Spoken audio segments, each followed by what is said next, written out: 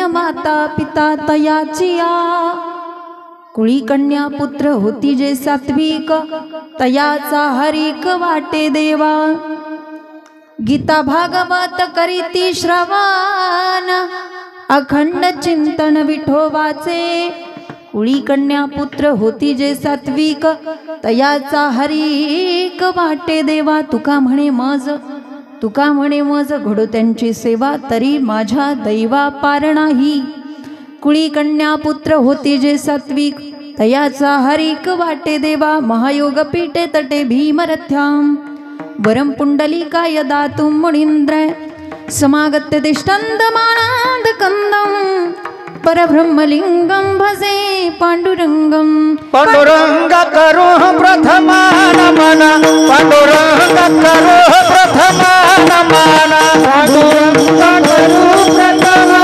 नमन पांडुरंग करो प्रथमा नमन पांडुरंग करो प्रथमा नमन पांडुरंग करो प्रथमा नमन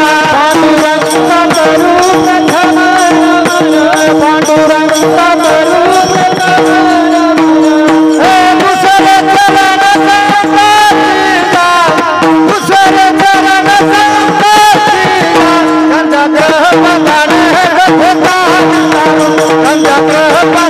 बंधने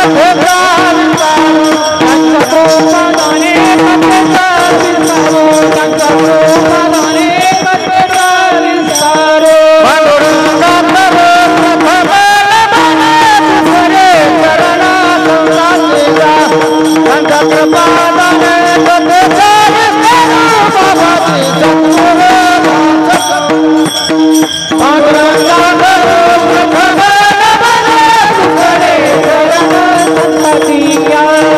गंगा ग्रह बंधने गंगा गंगा ग्रह बंधने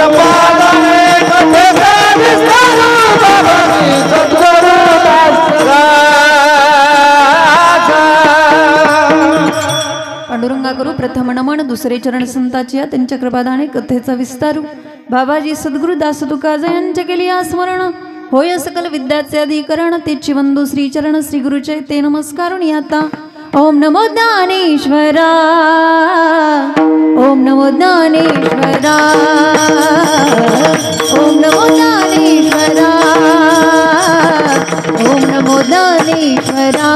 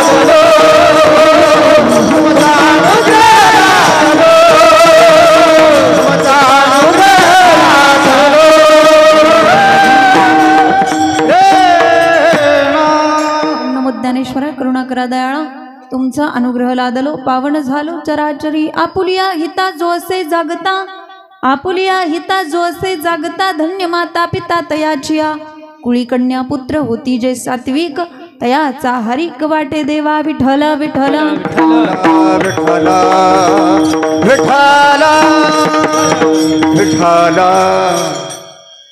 प्रस्तुत प्राप्त प्रसंगी प्राप्त स्थळी कीर्तनरूपी सेवेकरता घेतलेला अभंग याच्या भूतलावरती जन्माला आलेल्या जड जीवाचा उद्धार करण्यासाठी आपला देह अखंडपणे झिजवणारे वैराग्य संपन्न पंचम वेद निर्माते महाराष्ट्र भूषण जगद्गुरु जगद्वंदनीय श्रीमंत श्री जगद्गुरु तुकोबाराय यांचा सर्वांच्या परिचयाचा उत्कृष्ट असा 4 चरणाचा आणि सुंदर असा गोड असा अभंग आज या ठिकाणी सेवेसाठी विठ्ठल विठ्ठल विठ्ठला विठ्ठला. अभंगावरती बोलण्यापूर्वी भावार्थ मांडण्यापूर्वी थोडासा परिहार देणं आज या ठिकाणी वक्त्याचं कर्तव्य असतं. या न्यायाने आज या ठिकाणी ज्या मातेचं आज प्रथम वर्षश्राद्ध आहे त्या या वाघमोडे परिवारातील माता जाऊन ज्यांना 1 वर्ष आज पूर्ण झालेलं आहे या मातेचं आज प्रथम वर्षश्राद्ध. नाव सगळ्यांना माहिती पण सांगणं आज या ठिकाणी काम आहे. कैलासवासी सौभाग्यवती गजराबाई अरविंद वाघमोडे या मातेचं आज प्रथम वर्षश्राद्ध आणि मातेला सौभाग्याचं जीवन प्राप्त झालेलं आहे.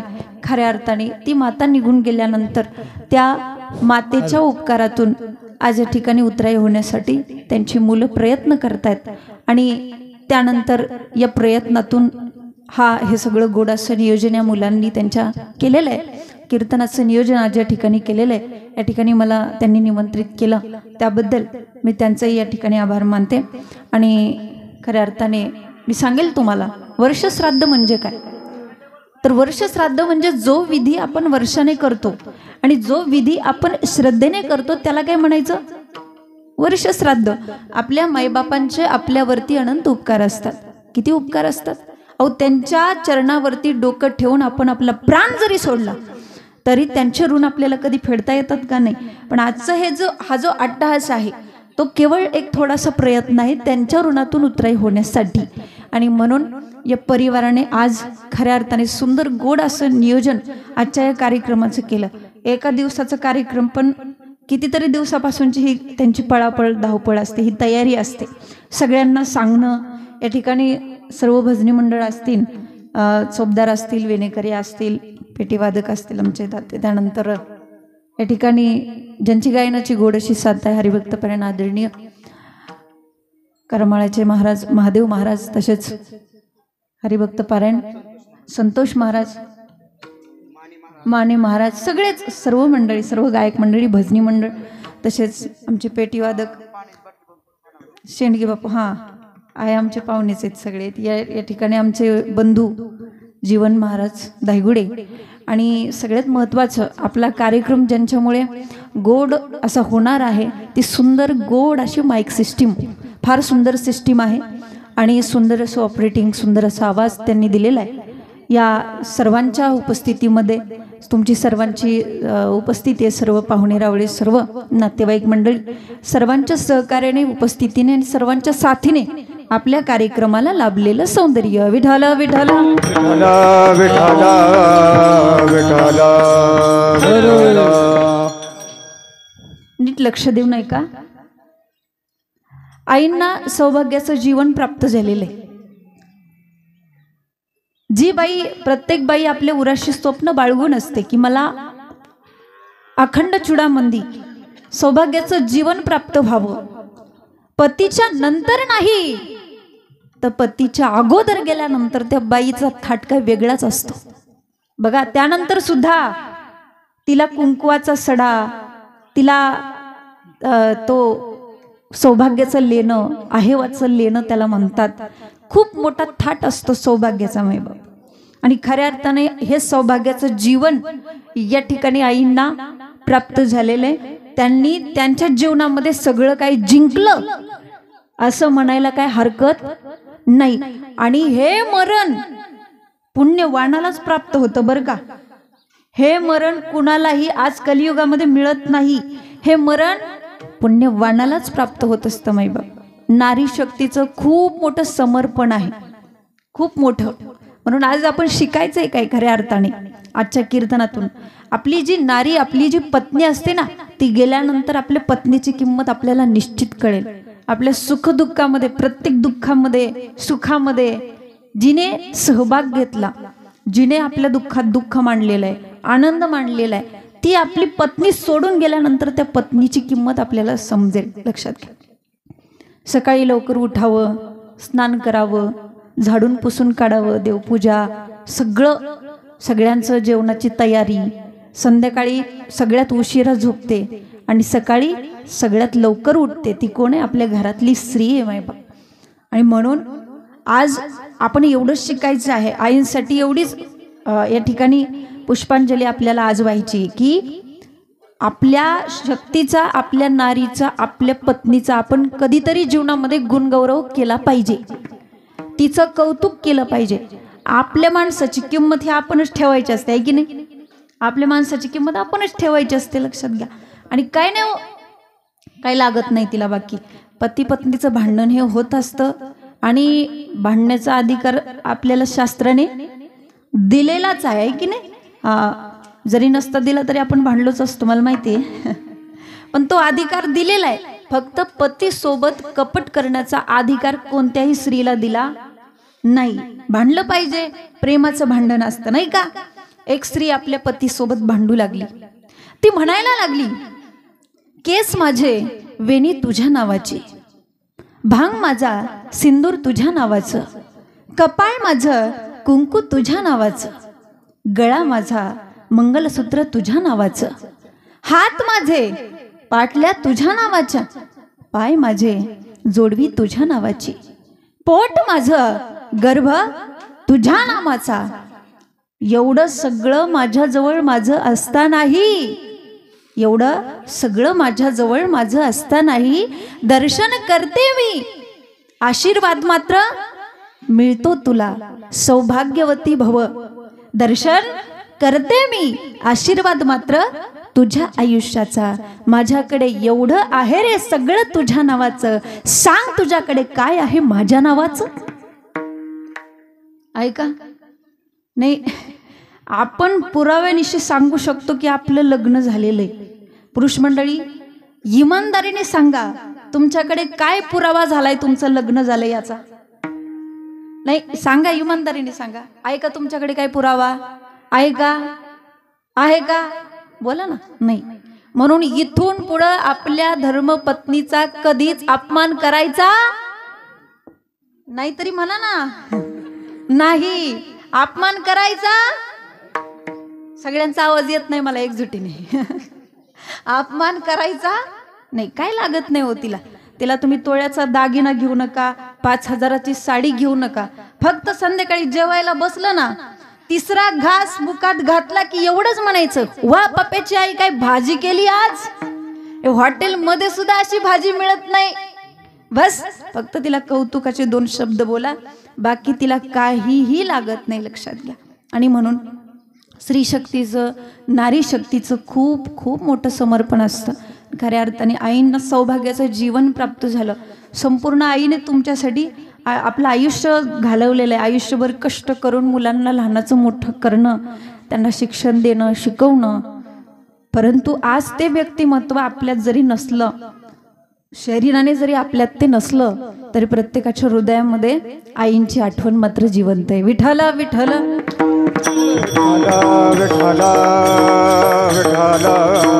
विठ्ठल विठ्ठल विठ्ठल. आणि म्हणून त्या निमित्ताला अनुसरून हा अभंग सेवेसाठी घेतलेला आहे. खऱ्या अर्थाने या अभंगामध्ये आईचंही महत्त्व सांगितलेलं आहे आणि एका कन्येचंही महत्त्व सांगितलेलं आहे. महाराज म्हणतात की जो मुलगा आपल्या हिताच्या ठिकाणी जागा आहे त्याचे माता पिता धन्य आहेत. धन्य माता पिता तयाची आपुलिया हिता. पण बघा तुम्ही, या ठिकाणी 4 विकल्प पडतात. काही लोक जागीत पण त्यांना हित कळत नाही, काहींना हित कळतं पण ते जागे राहत नाही. बघा तुम्ही, एखाद्याला बळच दुसऱ्याच्या आग्रहाने कीर्तनाला आणलं जातं, पण जरी त्याला कीर्तनाला आणलं तरी ते कीर्तन ऐकत नाही, कुठेतरी एखाद्या खांबाला टेकून झोपी जाणार. बलात्कारी जरी आणीला कथेसी निद्रागे लुडासी टेकोनिया. काही लोक समाजामध्ये असे आहे की त्यांना हितही माहिती नाही आणि ते हिताच्या ठिकाणी जागेही नाहीत. बघा तुम्ही, ते लोक म्हणतात की पुण्य म्हणजे भूलताप आणि पाप म्हणजे धमकी. हा बुवा लोकांचा धंदा आहे. पण जोपर्यंत जगायचं आहे, जोपर्यंत मज्जा करायची आहे, तोपर्यंत त्याला हितही कळत नाही आणि तो त्या हिताच्या ठिकाणी जागाही राहत नाही. पण महाराज सांगतात, जो मुलगा किंवा जी मुलगी आपल्या हिताच्या ठिकाणी जागी आहे, धन्य माता पिता तयाची. या संत महात्म्यांनी बऱ्याच ठिकाणी आपल्याला जाग करण्याचं काम केलं. मोठा जागे वारे आता स्मरण करा पंढरीनाथा, बाबे चरणी ठेवा माथा, चुकवी व्यथा जन्माचा. उठा जागे भारे आता स्मरण करा. बऱ्याच ठिकाणी जागं केलं म्हणून महाराज सांगतात, बाबांनो तुम्ही काय करा, आपुलिया हिता जो असे जागता. कीर्तन हे लक्षार्थाने ऐकायचं असतं, कीर्तन हे वाच्यार्थाने कधीच ऐकायचं नसतं. आता महाराज सांगतात तुम्ही जागर राहा. मग जागर राहायचं म्हणजे काय, रात्रीचं झोपायचं नाही असं त्याचा अर्थ होतो का, नाही. मग जागर राहायचं म्हणजे काय, तर जागर राहायचं म्हणजे बघा तुम्ही, मी तुम्हाला उदाहरण देते म्हणजे तुमच्या बरोबर लक्षात येईल. एखादा उमेदवार निवडणुकीसाठी उभा राहिला, मग तो कधी खाली बसतच नाही का, बसतो ना. पण आपण सगळे काय म्हणतो की तो उभा राहिला. मग उभा राहणं म्हणजे काय, तर तो त्या कार्यासाठी तत्पर आहे. तसं जागं राहायचंय म्हणजे काय, आपल्या हिताच्या ठिकाणी जागं राहायचंय म्हणजे काय, तर परमार्थ करण्यासाठी तत्पर राहायचं आहे. विठ्ठल विठ्ठल विठ्ठल विठ्ठल. बघा तुम्ही, मग कोण म्हणतं की आपण जागे नाही, अरे आपण पण जागे आहोत. रात्रंदिवस आपला प्रयत्न चालू आहे, आपण रात्रंदिवस जागे आहोत. पण कशासाठी, वाढावे संतान, ग्रही व्हावे, धनधान्य ल्यावे, खावे बरे असावे सदैव, ह्याची करी हाव संसारिक. कोण म्हणतं आपण जागे नाही, अरे आपण पण जागे आहोत. पण त्याचा काही फायदा आहे का, नाही. कारण बघा तुम्ही, प्रत्येकाला असं वाटतं की आपण श्रीमंत असावं, प्रत्येकाला असं वाटतं की आपण धनवान असावं, प्रत्येकाला असं वाटतं की आपण पुण्यवान असावं, प्रत्येकाला असं वाटतं की आपल्याबरोबर कोणाची भांडण तंटे नसावीत आणि आपली पण दुसऱ्या कोणासोबत नसावीत. म्हणजे प्रत्येकाला असं वाटतं की आपण निर्भय असावं, आपल्याला कोणाचीही भीती नसावी, वाटतं की नाही. पण महाराज सांगतात, जर तुम्हाला श्रीमंत व्हायचं असेल तर दारिद्र्याचा नाश करावा लागेल. जर तुम्हाला पुण्यवान व्हायचं असेल ती आधी असलेल्या पापाचा नाश करावा लागतो. जर तुम्हाला भांडण तंटे टाळायचे असतील तर वाजवीपेक्षा जास्त बडबड कमी करावी लागते. आणि जर तुम्हाला निर्भय राहायचं असेल तर आपल्या हिताच्या ठिकाणी जागे राहावं लागतं. विठ्ठल विठ्ठल विठ्ठल विठ्ठल विठ्ठल. मौनाने कलहाचा नाश आहे, जपाने पापाचा नाश आहे, आणि जिथं जो जागा आहे तिथं भीतीचा नाश आहे. म्हणून जागं राहिलं पाहिजे. पण जागी राहण्याची सुद्धा एक मर्यादा आहे की माणसाने कुठपर्यंत आणि कधी जागं राहिलं पाहिजे याची पण एक काय मर्यादा आहे. दिवा विझून गेला, दिवा विझून गेला, आता तेलाचं दान काय उपयोगाचं आहे का, नाही. चोर पळून गेले, सावध राहून का उपयोगाचं आहे का, नाही. तसं आता वेळ निघून गेली, जागे राहून काही उपयोगाचं नाही. नाहीतर बघा तुम्ही, काय काही लोक जागी राहतात पण वेळ निघून गेल्यावर. एका माणसाचं घर पेटत होतं आणि घर पेटत असताना त्याच्या मुलांनी त्याला बाहेर बोलवलं, बाबा बाहेर या. तो म्हटला नाही नाही अगोदर टिकावाना. मग बाबा घर पेटते, नाही नाही अगोदर टिकावाना. अरे एकदा सांगितलेलं कळत नाही का, टिकावाना अगोदर आपण आड खोदू आणि पाणी लागलं म्हणजे मग घर विझू. म्हणजे काही लोक जागी राहतात पण वेळ निघून गेलं. माझी भाषा कळते ना तुम्हाला, हा. लोक जागी राहतात पण वेळ निघून गेला. मग जागं कधी राहिलं पाहिजे, परमार्थ कधी केला पाहिजे, तरुणपणात का म्हातारपणात. तरणा भाग्यवंत,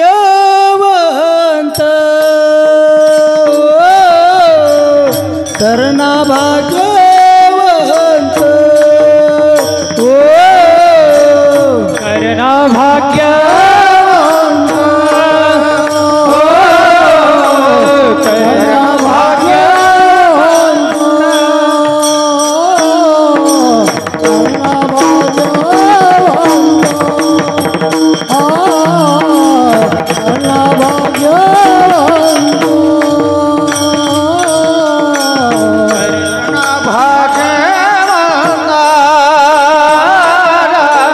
तरणा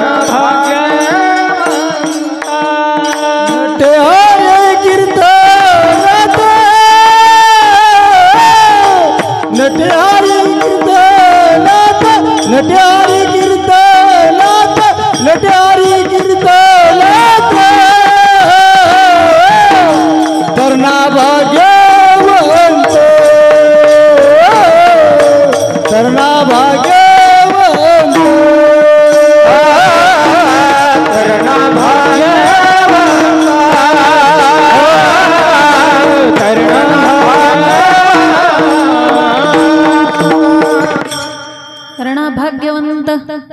नटे हरी कीर्तनात.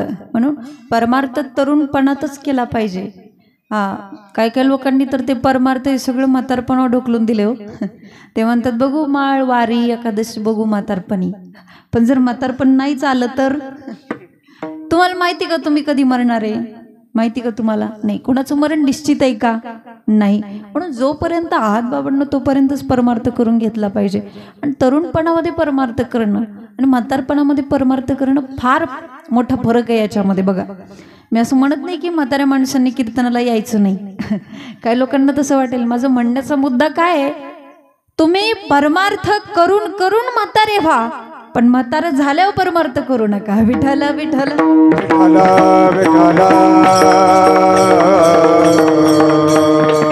कारण तरुणपणामध्ये परमार्थ करणं, तुमच्या भाषेत सांगू, तरुणपणामध्ये परमार्थ करणं म्हणजे प्लॅन काढून बंगला बांधणं. आणि म्हातारपणामध्ये परमार्थ करणं म्हणजे बंगला बांधून प्लॅन काढायचा. उलट होतंय ना. म्हणून लक्षात घ्या, परमार्थ करण्याची सुद्धा मर्यादा आहे. जागर राहण्याची सुद्धा मर्यादा आहे. कारण आयुष्य कोणासाठी थांबत नाही. आयुष्य जात आहे पहा, काळ जपतसे महा, स्वहिताचा घोर वाहा, ध्यानी रहा श्रीहरीच्या. पण आपल्याला परमार्थ करायला आवडत नाही. भगवंताचं नाव मुखामध्ये घ्यायला हे मन तयार होत नाही. कारण भगवंताचं नाव किती गोड आहे, संसार किती कडू आहे. तरी पण माणसाला काय आवडतंय? संसारच आवडतोय, आहे की नाही? भगवंताचं नाव अमृतापेक्षाही गोड आहे. अमृताहुनी गोड नाम तुझे देवा, नाम तुझे देवा, मन माझे केशवा, मन माझे केशवा, कावाना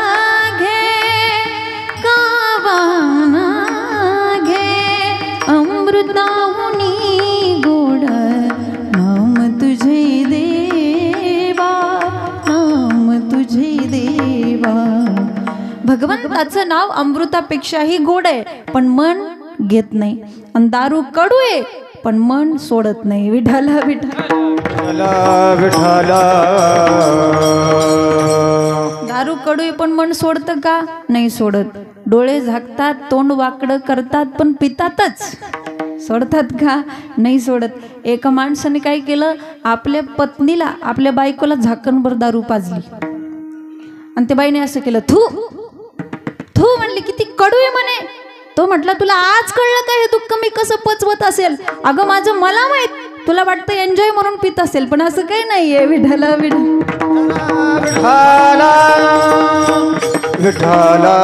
किती अवघड गोष्ट आहे की नाही? बघा तुम्ही, दारू पिणाऱ्या माणसाला किती समजावून सांगा, ते तेवढ्या पुरतं मान हलवते, पण पुन्हा पुन्हा त्याचे पाय तिकडं ओढले जातात. कारण मनाचा तसा स्वभाव बनलेला आहे. महाराज, मी तुम्हाला आणखी एक उदाहरण सांगू का, म्हणजे तुमच्या लक्षात येईल. एक जण हॉस्पिटलमध्ये गेलं दात काढण्यासाठी. बघा, असं सोपं सांगते, तुम्हाला कळेल असं.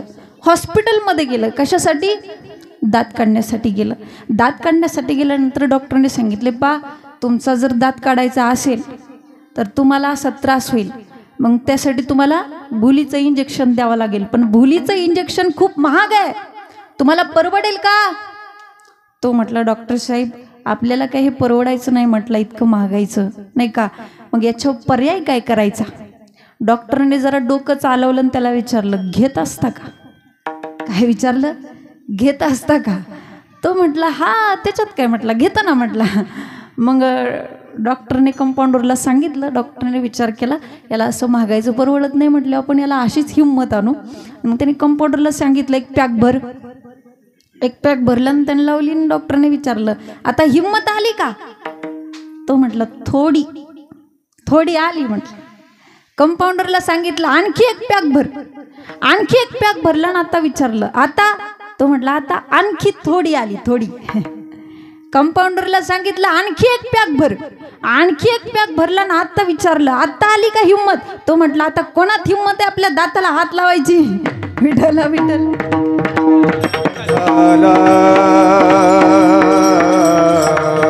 आपलं तसंच झालं महाराज, नाही का? आपल्या मनाला हे आवडत नाही ना, परमार्थ आवडत नाही, लक्षात घ्या. परंतु या तरुण वयामध्ये जे आवडायला पाहिजे ते आवडलं पाहिजे. कारण आयुष्य कोणासाठी थांबत नाही. म्हणून जोपर्यंत आपले इंद्रिय रूपी घर चांगले, म्हातारपण लांब आहे, आयुष्य थांबलेलं आहे, तोपर्यंत जो आपल्या हिताच्या ठिकाणी जागा आहे, महाराज म्हणतात त्याचेच माता पिता धन्य आहेत. अभंगाच्या प्रथम आपुलिया हिता जो से जागा आपुलिया हिता जो से जागा आपुलिया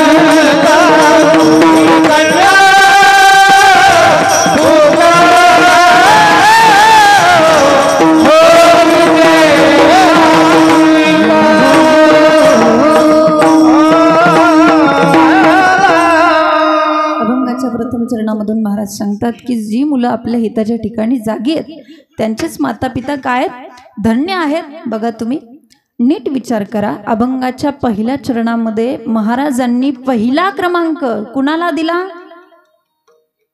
मातेला दिला. धन्य माता. आणि मग नंतर काय? पिता. आहे की नाही? याचं कारण असं आहे, संतांचं वाङ्मय हे शास्त्राच्या आधारे आहे. पहिल्यांदा मातृदेवो भव आणि मग दुसऱ्या क्रमांकाला पितृदेवो भव. पहिल्यांदा आईला महत्त्व दिलं. याचं कारण असे, बाळावरती महत्त्वाचे संस्कार घडवण्यामध्ये पहिला क्रमांक कुणाचा आहे? पहिला क्रमांक कुणाचा आहे? आईचा आहे. म्हणून महाराज सांगतात लेकुराचे हित वाहे माऊलीचे चित्त विठ्ठला विठ्ठला विठ्ठला विठ्ठला विठ्ठला विठ्ठला. जगातलं सगळ्यात मोठं नातं आणि जगातलं सगळ्यात श्रेष्ठ नातं कोणतं असेल तर ते आईचे आहे की नाही. म्हणून या ठिकाणी मुलाची जरी कर्तबगारी असली तरी धन्य माता. मला सांगा, आई एवढं प्रेम या जगामध्ये कोण करेल? आईसारखं प्रेम या जगात कोणीच करू शकत नाही। सबसे बड़ी है माँ पगले, सबसे बड़ी है माँ पगले, सबसे बड़ी है माँ पगले, सबसे बड़ी है माँ पगले, पगले सबसे बड़ी है माँ, सबसे बड़ी है माँ पगले, सबसे बड़ी है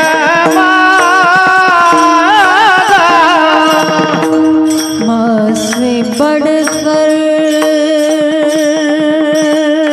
कोई नहीं रे, माँ से बढ़कर कोई नहीं रे, देती है दुआ, देती है दुआ रे पगले, पगले सबसे बड़ी है माँ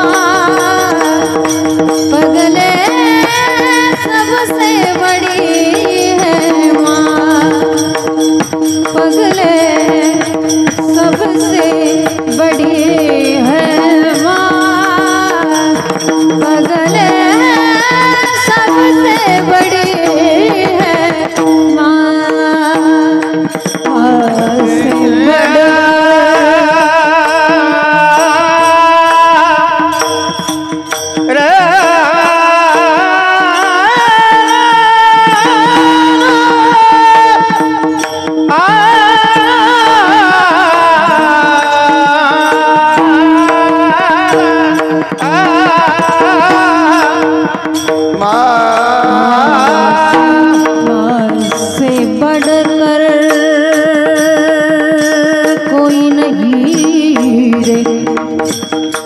माँ से बड़ा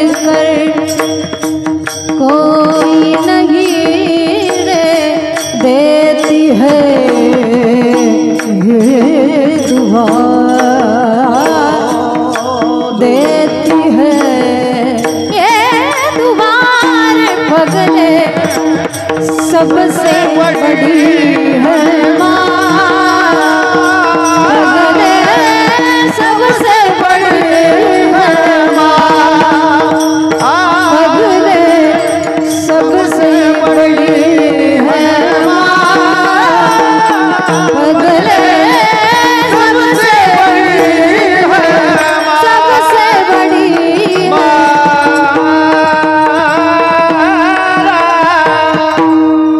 जगातलं सगळ्यात मोठं अधिष्ठान, या जगातलं सगळ्यात मोठं नातं म्हणजे आईच आहे। म्हणून कर्तबगारी मुलाची किती मोठी असू देत, धन्य माता पिता तयाची या। ज्याला आईबाप कळाले ना त्यांना देव कळाला, पण ज्यांना आईबापच नाहीत कळत त्यांना देव कळणं कठीण आहे। ज्याला वाटतं ना, ज्याला वाटतं देव प्रसन्न व्हावा, आई वडिलांची सेवा करा, देव तुम्हाला आपोआप प्रसन्न होईल। ज्यांना आई वडिलांना प्रसन्न करता येतं त्यांना देव आपोआप प्रसन्न होतो। कदाचित देवाला प्रसन्न केल्यानंतर गेलेले आईबाप पुन्हा मिळतीलच का नाही याच्यात कुठेतरी शंका आहे, पण आई वडिलांना प्रसन्न करा, देव आपोआप प्रसन्न होईल। पुंडलिकाचं उदाहरण तुम्हाला सगळ्यांना माहिती आहे। पुंडलिकाने काय केलं? अगोदर आई वडिलांची सेवा केली आणि नंतर देव आपोआप मिळाला पुंडलिकाच्या भावार्था। म्हणून आई वडिलांना जपा। आई वडिलांना असं काही लागत नाही, ते काही तुमच्याकडे 1-2 लाख रुपये मागत नाहीत। त्यांना फक्त तुम्ही दिवसातून एकदा विचारा, आई तू बरी का ग? एकदा त्यांना तुम्ही फक्त आपुलकीचं प्रेमाचं 2 शब्द बोला, त्यांचं पोट आपोआप भरतं, त्यांना बाकी कशाची तुमच्या गरज नाही, तुमच्या प्रॉपर्टीशी तुमच्या इष्टीशी त्यांना काही घेणं देणं नाही, लक्षात घ्या.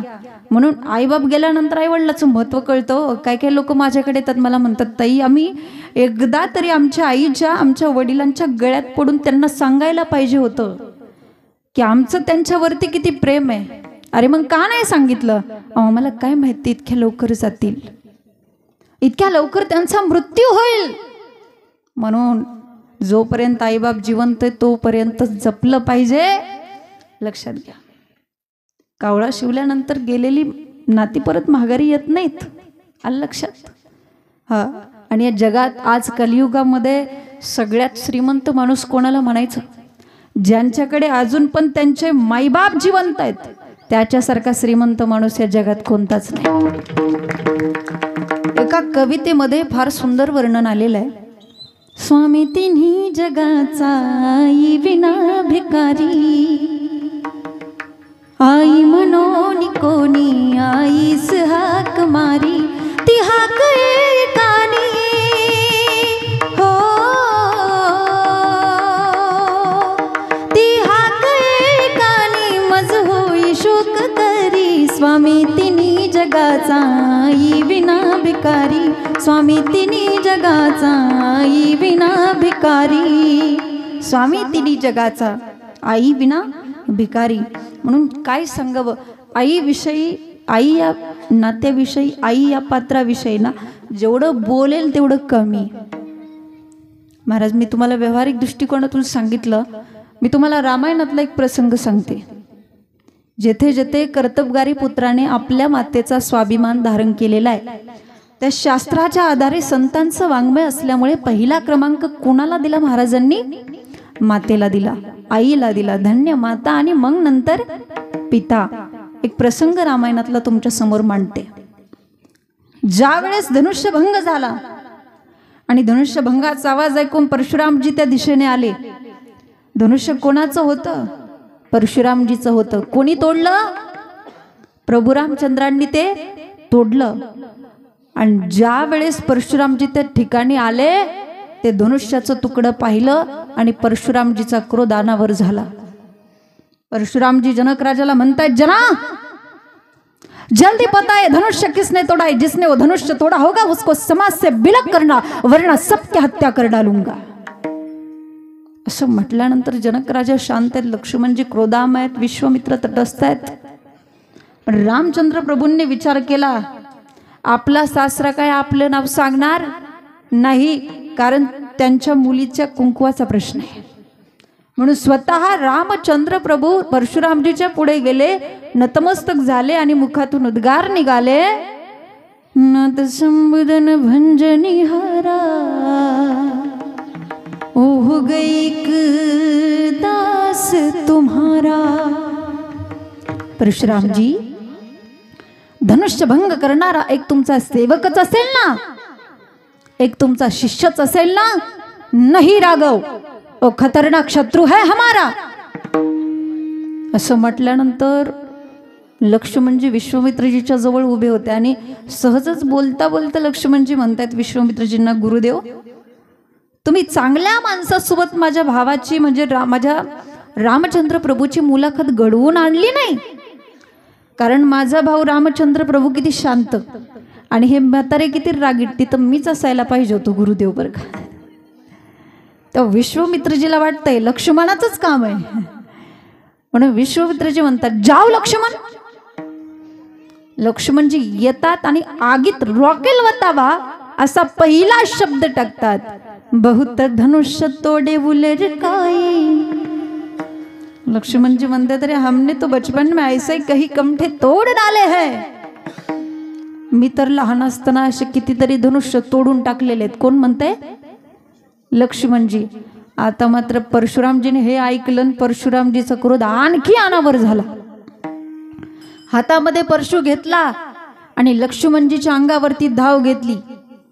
ये बच्चा अपनी माँ की गोद खाली करना चाहता है. लक्ष्मणजी म्हणतायत, परशुरामजी तुम्ही किती जरी वेळा परशु घेऊन धावले तरी आम्ही तुम्हाला घाबरणार नाही, आणि तुमच्यासोबत युद्धही करणार नाही, कारण आम्ही क्षत्रियाची मुलं आहोत, क्षत्रियाची संतान आहोत. आणि आमचं ठरलेलं आहे, ज्याच्या गळ्यामध्ये जानव आहे, ज्याच्या कपाळाला गंध आहे, त्याचं रक्षण करण्यासाठी आम्ही क्षत्रिय आहोत, आक्रमणासाठी नाही. आणि जरी तुम्हाला वाटत असेल हे बाळ भीतीपोटी बोलतंय, तरी अजूनही वेळ गेलेला नाही परशुराम जी. अगर आपको देखना है तो जन्मा निकाल दो, तिलक मिटा दो और बाद में परशु दिखाओ, तब पता चलेगा कि सुमित्रा माँ के दूध में कितनी ताकत है. कर्तबगारी लक्ष्मणाची, पण स्वाभिमान कोणाचा? सुमित्रेचा, आईचा. म्हणून जेथे जेथे कर्तबगारी पुत्राने आपल्या मातेचा स्वाभिमान धारण केलाय, त्या शास्त्राच्या आधारे संतांचं वाङ्मय असल्यामुळे पहिला क्रमांक कुणाला? आईला. पण काही लोकांनी जगद्गुरु तुकोबारायांना विचारलं, महाराज, जी मुलं आपल्या हिताच्या ठिकाणी जागी आहेत, त्यांच्या पोटी जन्माला आलेली प्रजा, त्यांच्याबद्दल तुम्हाला काय वाटतं? महाराज अभंगाच्या दुसऱ्या चरणामध्ये, कुळी कन्या पुत्र होती जय सात्विक, कुळी कन्या पुत्र होती जय सात्विक,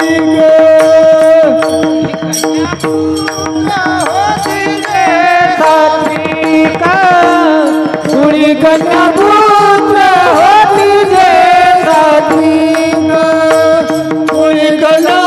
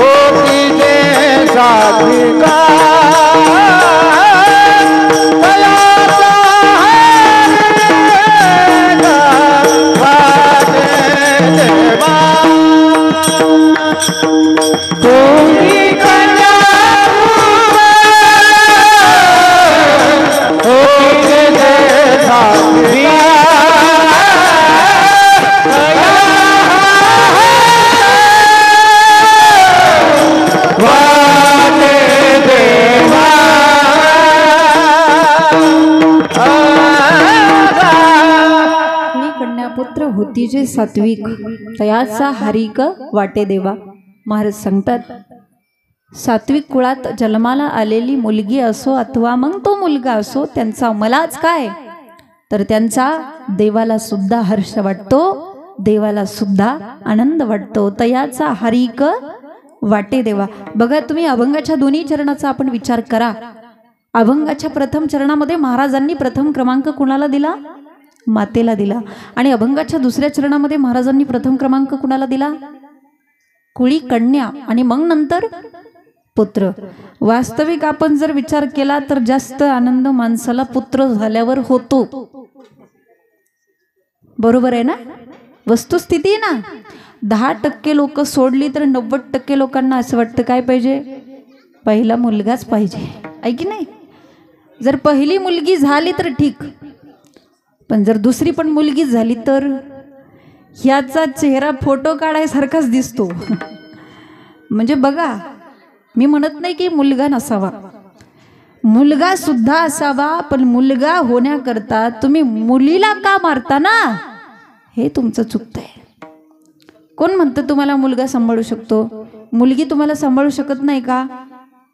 मुलगी सुद्धा तुम्हाला सांभाळू शकते. आणि लक्षात ठेवा, आज 80% आई वडिलांना मुली सांभाळतायत. कोण? मुली. म्हणून तुमचा गैरसमज आहे की फक्त मुलगाच तुम्हाला सांभाळू शकतो. महाराज या ठिकाणी प्राधान्य मुलीला दिलं, कारण ती दोन्ही कुळाचा उद्धार करते, माहेरचा आणि सासरचा सुद्धा. बरं, महाराजांना असं पण म्हणता आलं असतं ना, कुळी पुत्र कन्या होती जे सात्विक, असं पण म्हणता आलं असतं. पण महाराज काय म्हणतात, कुळी कन्या आणि मग नंतर काय पुत्र. मग मुलीला पहिला क्रमांक का, याचं कारण असं आहे, जातती कन्या महती चिंता. ज्या वेळेस मुलगी जन्माला येते त्यावेळेस वडिलांना तिची काळजी वाटते की नाही. ती वयात आल्यावर पुन्हा तिची चिंता वाटते, तिचं लग्न कसं पार पडेल ही चिंता असते, लग्नाच्या प्रसंगी पैशाची चिंता असते. आणि ज्या वेळेस त्या मुलीचं लग्न होतं त्यावेळेस वडिलांचं अंतकरण दुःखी होतं की नाही. कितीही कठोर अंतकरणाचा बाप असू द्या, ज्यावेळेस मुलीचं लग्न होतं ना त्यावेळेस बाप रडतो बरं का. मुलीचं आणि बापाचं नातंच फार वेगळं आहे. हे शब्दामध्ये सांगणं तसं कठीण आहे, पण तळ हाताच्या फोडाप्रमाणे जपलेल्या आपल्या लेकीला परक्याच्या हातात देताना बाबा किती तुटत असेल ना, काय अर्थवेदना होत असतील त्याला. अरे लेक जर घराची सौख्य असेल ना तर त्या सौख्याचं पावित्र्य तिचा बाबा असतो. संस्कार देणारी जरी आई असली तरी ते संस्कार जपणारा बाबा असतो. संयम देणारी जरी आई असली तरी खंबीर बनवणारा बाबाच असतो. लहानपणी बोटाला धरून चालायला शिकवणारा बाबाच. कामावरून येताना रोज न चुकता खाऊ आणणारा सुद्धा बाबाच असतो. पिकनिक साठी शॉपिंग साठी पैसे कोण देतो, बाबाच देतो. ड्रेस घ्यायला गेल्यानंतर आईने जर कमी किमतीचा ड्रेस काढला तर हळूच आपल्या लेकीला विचारून भारी किमतीचा ड्रेस घेणारा कोण आहे, बाबाच असतो. रे आईने जर काही काम सांगितलं ना तर आईला दरडवणारा सुद्धा बाबाच असतो. आपल्या लेकीच्या प्रत्येक सुखासाठी झटणारा बाबा असतो. आणि शेवटी मुलगी म्हणजे परक्याचं धन हे कटू सत्य पचवणारा सुद्धा कोण आहे, बाबाच आहे. अरे माहेरचा उंबरटा ओलांडून ज्यावेळेस ती मुलगी सासरी जायला निघते ना त्यावेळेस ढसा रडतो तो बाबाच असतो. 20-25 वर्ष जीवाच्या पलीकडे ज्या लेकीला सांभाळलं त्या लेकीला एका क्षणात परक्याच्या हातात देताना त्याचं अंतकरण काही तुटत असेल ना, कल्पना करा काय वेदना होत असतील त्याच्या अंतकरणाला. दिल्या घरी सुखी राहा असं म्हणताना आतून तुटतो, आतून खचतो तो बाबा आहे. आणि खऱ्या अर्थाने आपल्या वडिलांचं मन जी ओळखते ना ती मुलगीच असते बरं का, ती मुलगीच असते. लग्न झाल्यानंतर वडिलांबरोबरचं तिचं नातं बदलतं असं नाही. तिचं नाव जरी बदललं ना, तिचा तालुका, तिचा जिल्हा, तिचं नाव, तिचं आडनाव जरी बदललं ना, वडिलांबरोबरचं तिचं नातं कधीच बदलत नाही.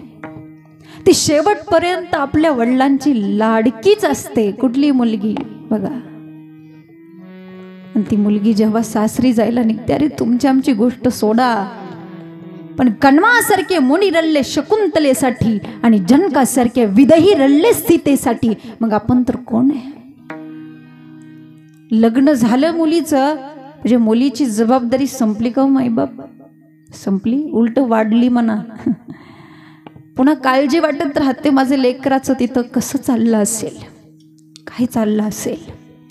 मग मला सांगा, जन्म झाल्यापासून ते मरेपर्यंत जी मुलगी तुम्हाला फक्त दुःखच देते त्या मुलीला पहिला क्रमांक का दिला हो, का.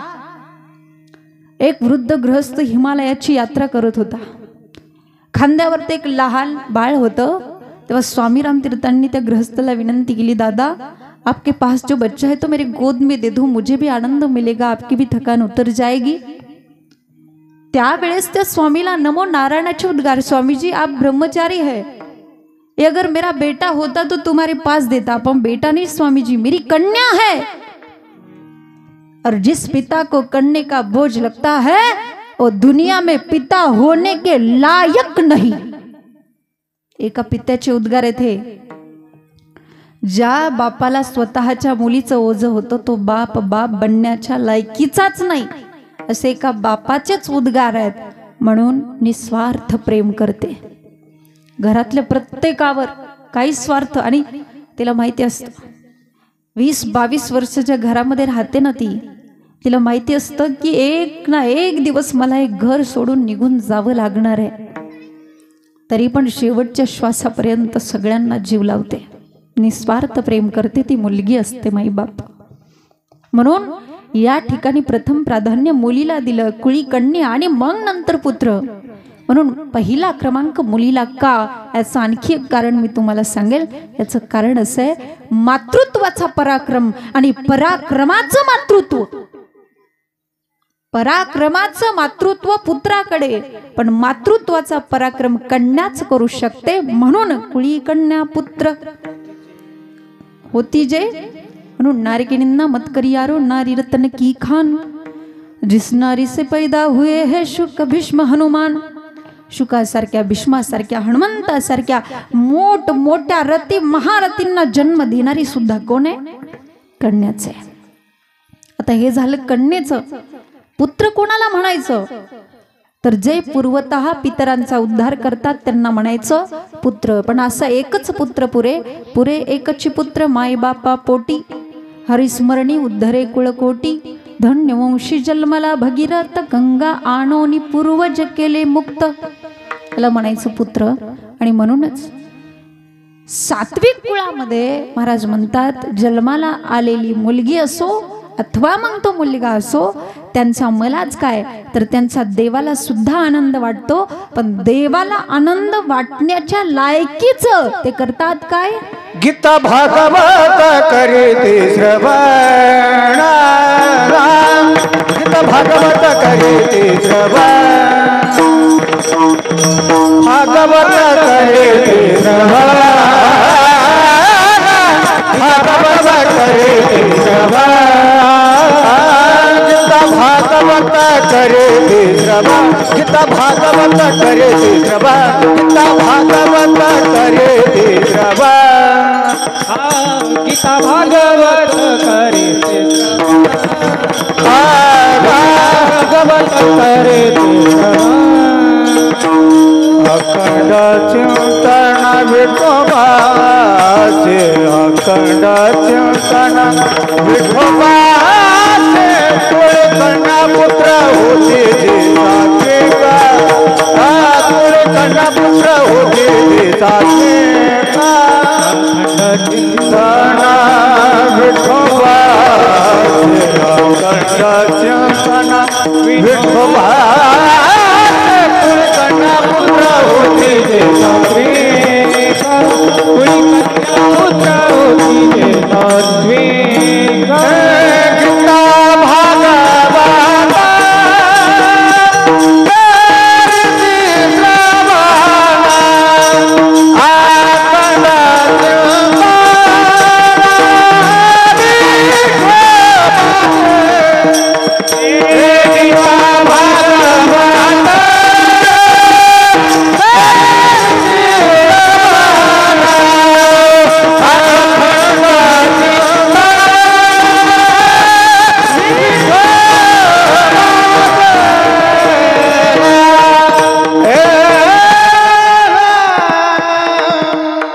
भागवत करीती श्रवण, अखंड चिंतन विठोबाचे. महाराज म्हणतात तर ती मुलं काय करतात? गीता आणि भागवत या दोन ग्रंथाचं श्रवण करतात आणि अखंड विठ्ठलाचं चिंतन करतात. आता या ठिकाणी तुम्ही विचार करा, प्रत्येकाच्या मनामध्ये असा प्रश्न आला असेल, शंका आली असेल की 6 शास्त्र, 18 पुराण, 4 वेद, एवढी ग्रंथ संपत्ती असताना सुद्धा महाराजांनी फक्त आणि फक्त गीता आणि भागवत या दोनच ग्रंथांचा उल्लेख या अभंगामध्ये का केला? बाकीचे ग्रंथ नव्हते का? या दोनच ग्रंथाचा उल्लेख का केला? याचं कारण असं आहे, ज्याचा जन्म झालेला आहे त्याला मरावं लागणार आहे, आणि ज्याला मरावं लागणार आहे त्याला मरेपर्यंत जगावं लागणार आहे. पण मरेपर्यंत जगायचं कसं, ह्या प्रश्नाचं उत्तर गीतेत आहे. आणि जगणं संपलं म्हणजे मरायचं कसं, ह्या प्रश्नाचं उत्तर भागवतात आहे. म्हणून गीता भागवत करीती श्रवण, अखंड चिंतन विठोबाचे. परमार्थामध्ये अखंडतेला खूप महत्व आहे. अखंड खंडेना जीवन राम कृष्ण नारायण, आहे की नाही. म्हणून ते विठ्ठलाचं नामस्मरण कसं केलं पाहिजे, अखंडतेने केलं पाहिजे, अखंड चिंतन. कारण या नामस्मरणामध्ये ताकद आहे, सामर्थ्य आहे. घेताना घेताना विठोबाचे पर्वत जळती पापाचे, पर्वत जळती पापाचे, पर्वत जळती पापाचे. घेताना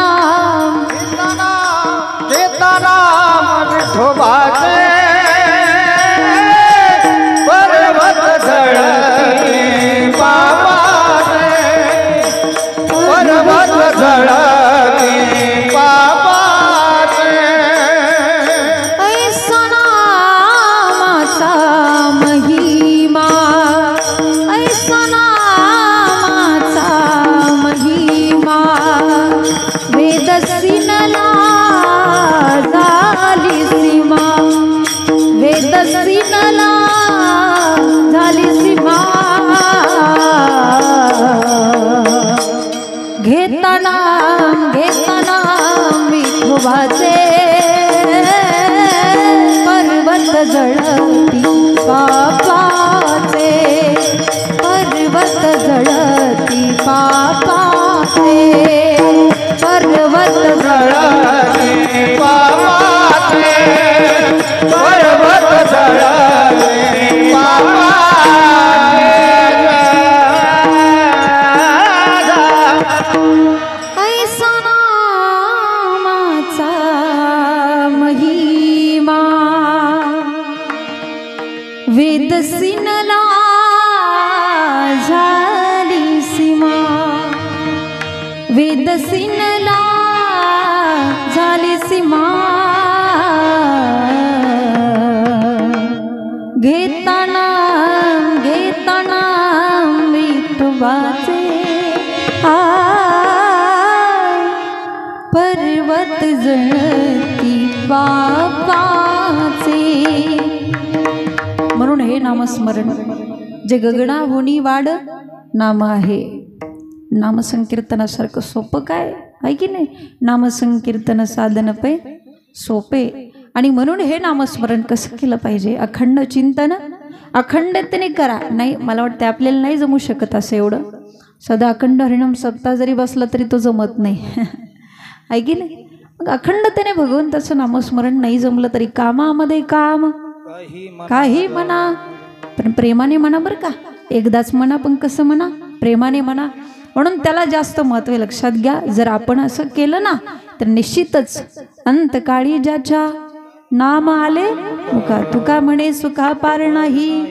मरते वेळेस त्या भगवंताचं नामस्मरण जर मुखामध्ये आलं ना तर त्या भगवंताच्या चरणाजवळ आपल्याला जागा मिळेल आणि जन्म मरणाचं दुःख आपल्याला पुन्हा भोगावं लागणार नाही. म्हणून एवढी ताकद ह्या नामस्मरणामध्ये. कारण ज्याचा जन्म झालेला आहे त्याला मरण हे निश्चित आहे.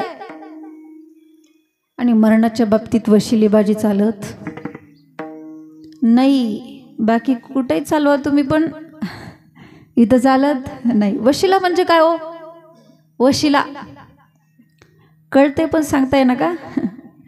मी सांगते तुम्हाला. वशिला म्हणजे काय सांगू. व म्हणजे वय नसतानाही, शी म्हणजे शिक्षण नसतानाही, आणि ला म्हणजे लायकी नसतानाही जो लावला जातो त्याला म्हणायचं वशिला, आहे की नाही.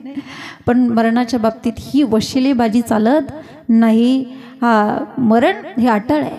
9 भी मर गए, 10 भी मर गए 67 33 कोटि देवता मर गए पड़काल के फाशी. 9 भी मर गए, 10 भी मर गए 67.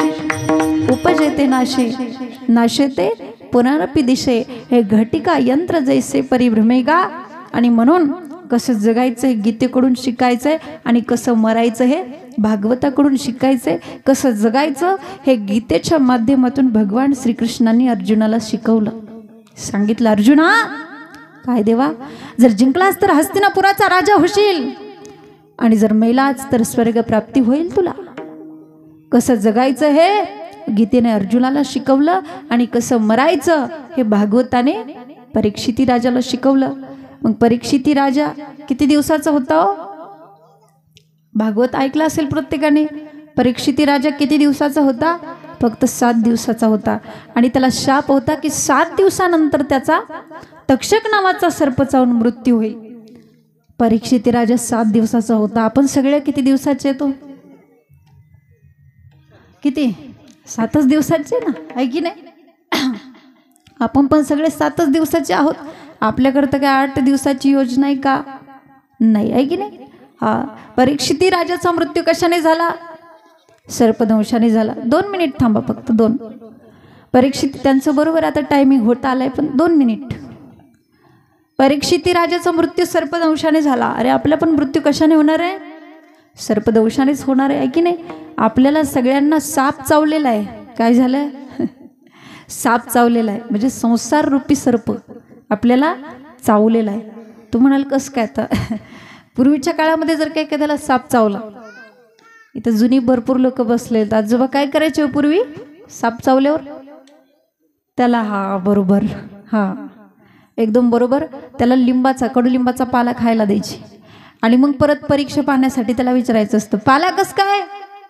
तो म्हणतो पाला गोड लागतोय. मग समजायचं त्याला साप चावलेला आहे. तसं संसार कडू असताना सुद्धा आपल्याला तो गोड लागतोय आणि परमार्थ गोड असताना सुद्धा आपल्याला तो कडू लागतोय. याचाच अर्थ आपल्याला काय झालंय बोला? साप चावलेला आहे आणि जहर चांगलंच भिनलेलं आहे बरं का. विषयाचा परिपाडू, गोड परमार्थ लागे कडू. कडू विषय तो गोड जीवाशी झाला. विषय माणसाला आणि इतका गोड वाटतो. हे विषयाचे संस्कार जे असतात ना, ते बालपणापासूनच आपल्यावरती पडलेले असतात. लहानपणापासूनच बघा, एवढं एवढंसं लेकरू असतं बघा पाळण्यातलं, नाही त्याला असं फेकते, तुला मामाची पोरगी बायको करायची म्हणते की नाही? दमधर दमधर. तो मोठा झाल्यावर सांगायचीच गरज नाही पडणार कुणाची करायची. हे विषयाचे संस्कार कोणा त्याच्यावर लादले आपण, आहे की नाही? संसारामध्ये फक्त एकच आई अशी होऊन गेली की तिने बाळाला पाळण्यामध्ये असतानाच सांगितलं, ह देना शिवंत मळमूत्राचा बांधा, वरी चर्म घातिलेले कुर्मा किटकाचा सांदा, रव रव दुर्गंधी रे अमंगळ तिचा बांधा, स्मरित्या हरिहरा शरण जाई गोविंदा, परी ही मदालसा सोहम जो जो रे बाळा. पाळण्यामध्ये असतानाच सांगितलं, बाळा हा देह नाशिवंत आहे, तो जाणार आहे. आणि आपली आई काय करते? पाळण्यात पोराला टाकते आणि दोरी वडताना म्हणते, यू यू हाड हाड, यू यू हाड हाड. तिथपासून त्या बिचाराची हाड हाड सुरू होते, ती मरेपर्यंत संपत नाही. विठाला विठाला. कारण विषयाचे संस्कार मानवी जीवनावरती एवढे पडलेले आहेत, कारण ते आपण त्याच्यावरती केलेले आहेत बालपणापासून. म्हणून तो विषय माणसाला गोड वाटतो, तो सोडू वाटत नाही. बघा तुम्ही, माणसाला हा माणूस कधी घराला सोडत नाही का? घर माणसाला सोडत नाही. माणूस घराला सोडतो पण घरच माणसाला सोडत नाही. हा, एखादा माणूस जर लय वैतागला ना, तो बायकोला म्हणतो, आता जातोच म्हटलं, आता तुझं तोंड पाहत नाही म्हटला आणि घोसावीच होतो म्हटला. त्याची बायको म्हणते, अहो तुम्ही गेले मी कशी राहू? तो म्हणतो, मी तरी कशाला जाऊ माणच्या. आहे की नाही? विषयाचे संस्कार माणसावरती एवढे जबरदस्त पडलेले आहेत महाराज. इथं बघा तुम्ही, इथं जर कुणी काय बोललं ना कीर्तनामध्ये की टाळ चुकतोय किंवा काय बोललं, हे तुझा टाळ आणि ते तुझं कीर्तन, मी जातो घरी. आणि घरी बायको किती जरी बोलली तरी म्हणतो, नाही तोंडाने फटकळे पण जपाय भारी. म्हणजे पांघरून टाकतो माणूस संसारावरती. पण तसं असं इथं होत नाही.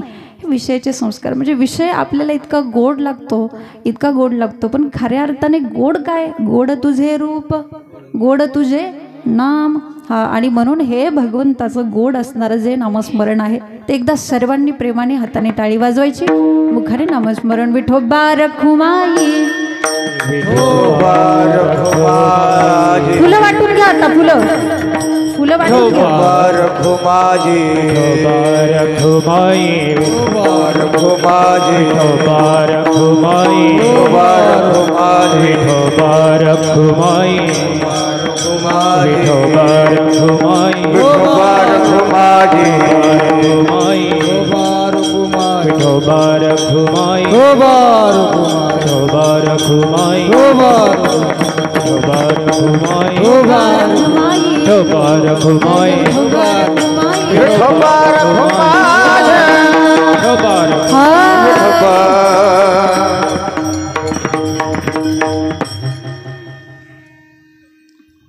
टायमिंग आपला होत आलेला आहे, फक्त 5 मिनिट ऐकून घ्या. शांत बसा, शांततेत फुलं घ्या. अखंड चिंतन विठोबाचे हित कोणते? हित ते करावे देवाचे चिंतन, करून या मन शुद्ध भावे. म्हणून जो मुलगा आपुलिया हिता जोसे जागता, धन्य माता पिता तयाचिया, कुळी कन्या पुत्र होती जे सात्विक, तयाचा हरिक वाटे तेव्हा. ती मुलं काय करतात? गीता भागवत करीती श्रवण, अखंड चिंतन विठोबाचे अखंडतेने त्या भगवंताचं चिंतन करतात. आणि जगद्गुरु तुकोबाराय म्हणतात, जी मुलं अखंडतेने विठ्ठलाचं चिंतन करतात, गीता आणि भागवत या 2 ग्रंथांचं श्रवण करतात, अशा मुलांची सेवा मला घडावी अशी अपेक्षा महाराज करतात. तुका म्हणे माझा घडत्याची सेवा, तुका म्हणे माझा घडत्याची सेवा, तुका म्हणे घडत्याची सेवा, तुका म्हणे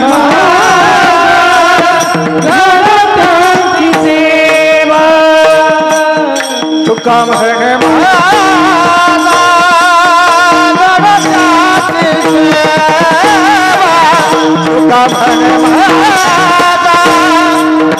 घडत्याची सेवा, तुका म्हणे घडत्याची सेवा, तुका म्हणे घडत्याची सेवा. तरी माझा दैवा पारणाये, तरी माझा दैवा पारणाये, कुळकन्या पुत्रा होतीचे सात्विका, कुळकन्या पुत्रा होतीचे सात्विका. तरी माझ्या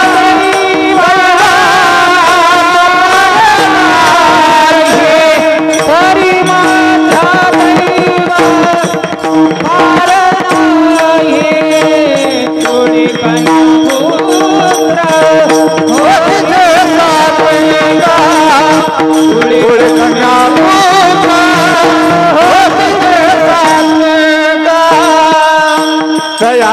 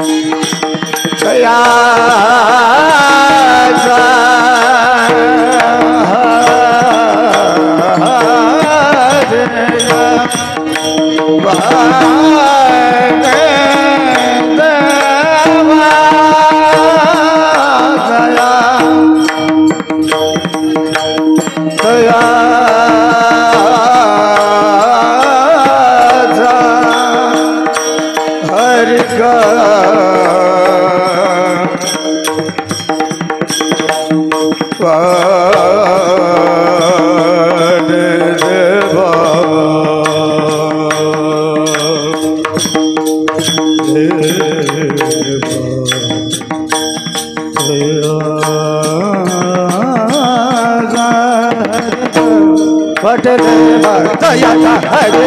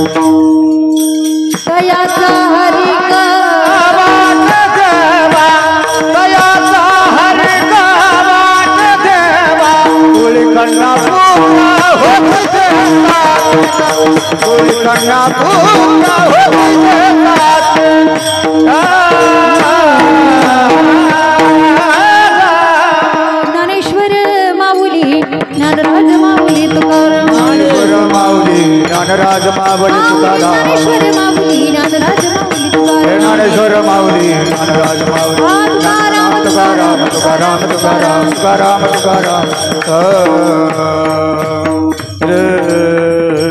आपुल्या हिता जो असे जागता धन्य माता पिता तयाच्या कुळी कन्या पुत्र होती जे सात्विक तयाचा हरिक वाटे देवा गीता भागवत करीती श्रवण अखंड चिंतन विठोबाचे तुका म्हणे मज घडू त्यांची सेवा तरी माझ्या दैवा पार नाही कुळी कन्या पुत्र होती जे सात्विक तयाचा हरिक वाटे देवा या भंगावरती अल्पशहा वेळेमध्ये अल्पशहा बुद्धीने चारही चरणाचा थोडक्यात भावार्थ या ठिकाणी मांडण्याचा प्रयत्न केला। बोलण्याच्या ओघातून जर एखादा चुकीचा शब्द गेला असेल तर मायेच्या अंतकरणाने माफी असावी। बोलिले लेकुरे वेडे वाकुडे उत्तरे करा क्षमा अपराध महाराज तुम्ही सिद्ध